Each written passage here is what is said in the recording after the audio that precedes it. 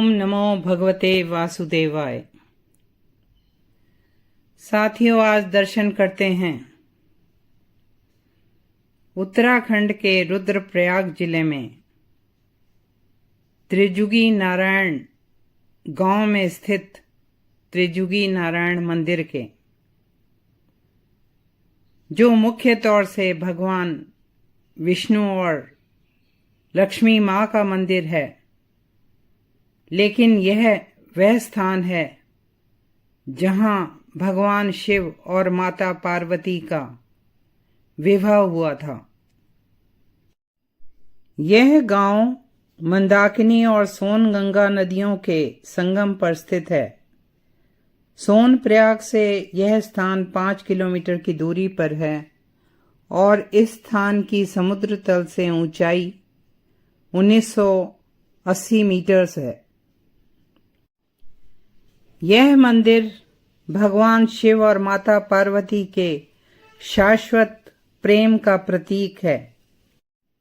यहाँ यह माना जाता है कि उस ईश्वरीय विवाह के समय जो हवन कुंड में अग्नि जलाई गई सत्ययुग में, वह अभी तक जल रही है। उस विवाह के साक्षी उस समय भगवान विष्णु थे और अनेक साधु संत थे।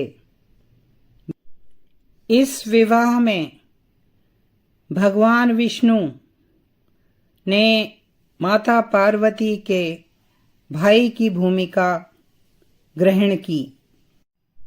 मंदिर में तब से आज तक अखंड धुनी जलती है। इस विवाह में ब्रह्मा जी ने पुरोहित की भूमिका अपनाई थी। सभी साधु संतों ने सरस्वती गंगा, जो यहीं से ही बहती है, उसमें स्नान करके भगवान का विवाह देखा था। तीर्थयात्री इस हवन कुंड में समीधा भेंट करते हैं। यह अग्नि बताया जाता है कि सत्ययुग, त्रेता युग, द्वापर और कलयुग तक चली आ रही है।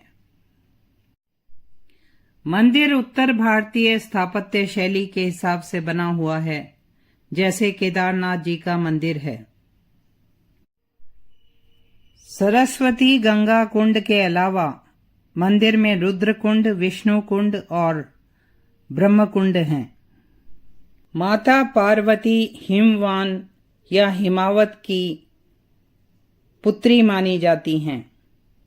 उन्होंने गौरी कुंड में, जो त्रिजुगी नारायण से 15 किलोमीटर की दूरी पर है, तपस्या की थी और यह स्थान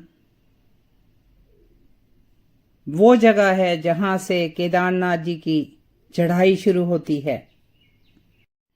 यहां माना जाता है कि त्रिजुगी नारायण हिमवान की राजधानी थी।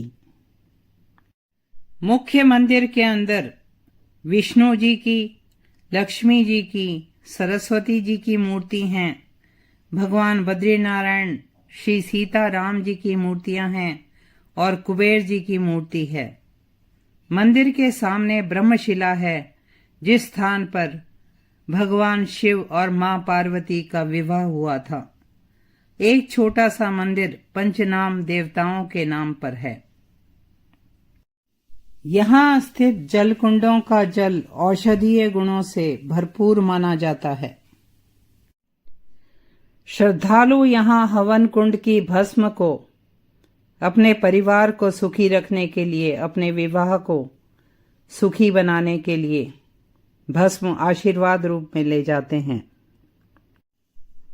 भगवान शिव और मां पार्वती के विवाह के स्थान में लोग विवाह कराना अपना सौभाग्य समझते हैं।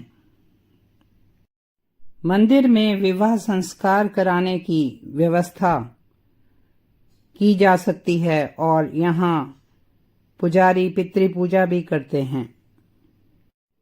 सर्दियों में 2-3 महीने यह स्थान बर्फ से ढका रहता है।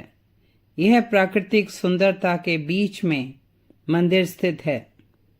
साथियों, ऐसे ही दिव्य स्थानों के दर्शन करने के लिए और उनकी जानकारी पाने के लिए please like, share and subscribe this channel. ओम नमो भगवते वासुदेवाय। ओम नमः शिवाय।